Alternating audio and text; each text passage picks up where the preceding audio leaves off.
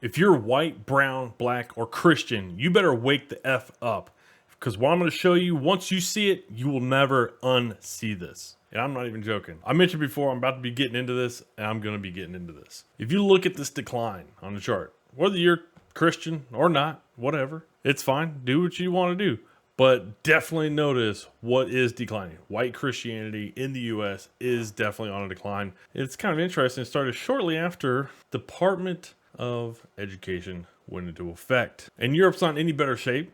If you look at them, well, Christians are about a third. They're expected to grow, basically stay flat over the next 30, 40 years. Now, if you notice, there's about to be a huge influx. If it's not already way over this number, is expected to also be about a third. Now, the interesting thing, if you do know anything about Christianity, there is a difference between Catholics and Christians. So I would say Europe, number one religion currently is most likely Muslims. And what I'm about to go through and show, you will not be able to unsee this.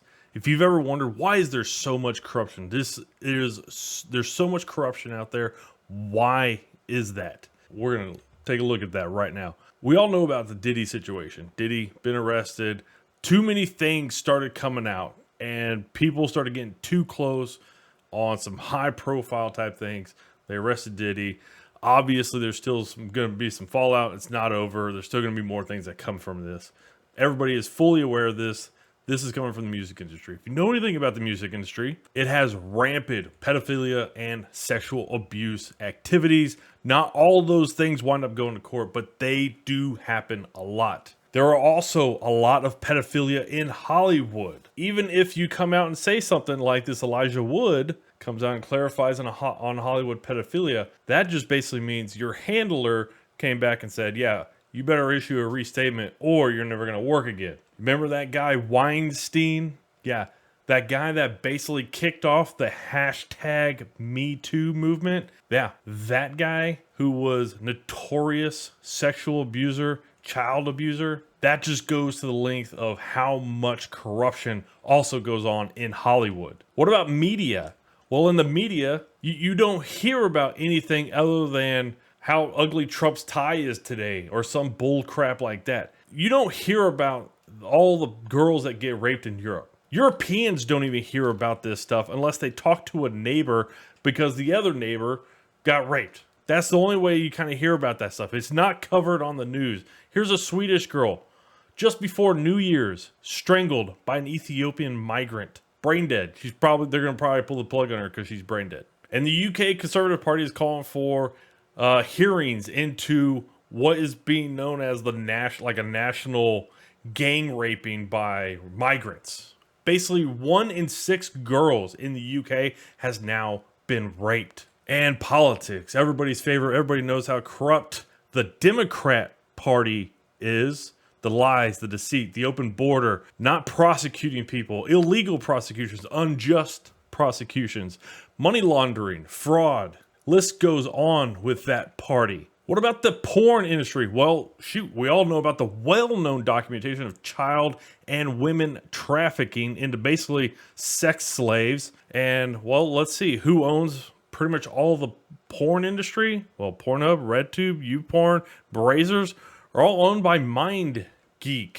Interesting. Who owns MindGeek? Solomon Friedman is the new owner of Pornhub. He's a Jewish attorney and rabbi. He owns it through his private equity firm, MindGeek. This is all the Jews that own all the media across the US, Europe. This is just advertising and publications. This is the music industry. And this is the newspaper and publishing. And then this is the television, film, and video section.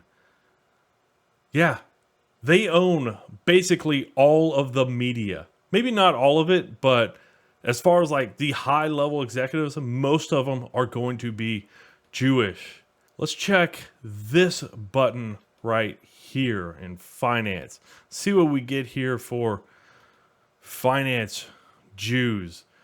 Man, I'd imagine a whole lot. Probably just hundreds of them.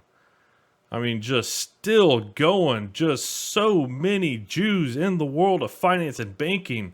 And then here you go. This is dated from 2020. It probably hasn't changed at all, but this is out of the top 25 US hedge fund managers, 18 are Jewish. 18 are Jewish.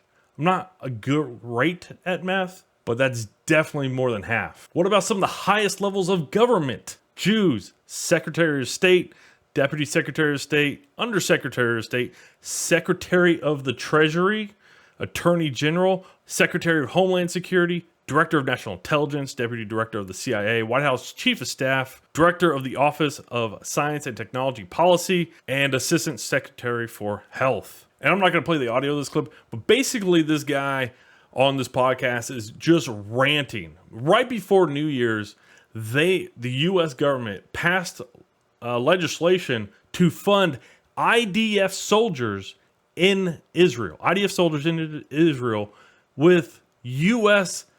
veteran medical. We are now paying for IDF soldiers' medical. So not only are we funding Israel and their whatever war or genocide or whatever they're trying to do over there and providing them weapons of war, but now we're paying for their medical. And it's crazy to say that they're at all the highest levels across media, world of finance, and government, and they basically own a political party in this country, the Democrat Party, all with just 2% of the population. 2%. And this lady takes a stroll around the U.S. Congress building to basically show you what is posted outside of many of these different offices, basically just a bunch of Stand with Israel and Jewish flags everywhere. Oh, and did you know in Guatemala earlier this year, they went onto a Jewish compound for basically rape and sexual abuse claims, okay? These were the same Jewish people that wound up leaving Canada because they were being investigated for rape and sexual abuse claims. They wound up fleeing to Mexico, but they wound up going back to Guatemala and trying to get the kids that were taken away. 160 kids were taken, 40 women, they were all taken, and they tried to go back and get them back. And here you go. Here's a fantastic message. White people will one day no longer exist. It's just a matter of time. Who cares? By yours truly, a Jew. The Jewish victimhood has been so successful that just the other day on New Year's, or just before New Year's, Indian activists argue they should mimic Jewish behavior in the West by engaging in ethnic nepotism, creating lobbying groups like AIPAC to make politicians serve Indian interests, and working against Hindu phobia with media control. Man, now we got anti-Semitism, we've also got Islamophobia, and now we're going to have Hindu phobia. Here is a document from the speech of Rabbi Emanuel Robinovich, Budapest, Hungary, January 12th, 1952. I'm going to read this highlighted box right here. And part of this is cut off right here on the left. We will openly reveal our identity with the races of Asia and Africa. I can state with assurance that the last generation of white children is now being born. Our control commissions will, in the interest of peace and wiping out interracial tensions, forbid the whites to mate with whites. The white women must cohabitate with members of the dark races, the white men with dark women.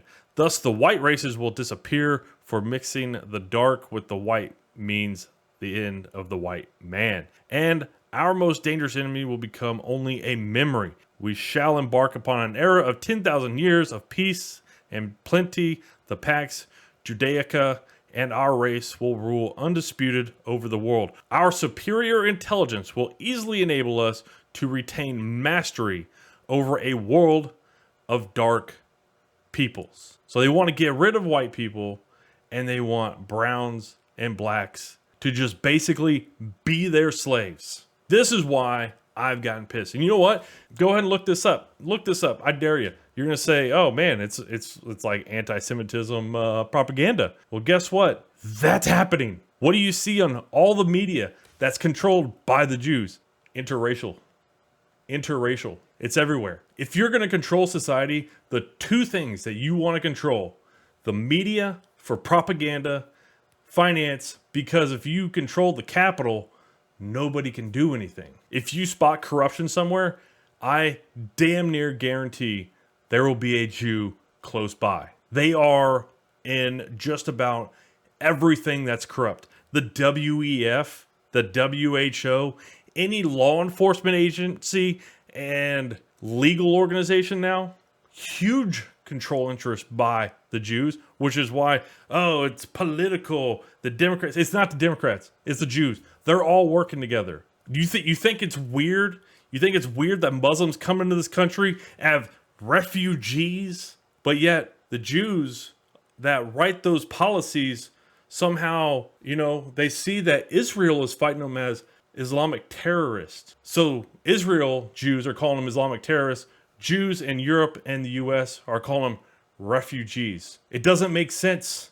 They're literally stabbing you in the back. They're trying to kill you. They will get rid of you.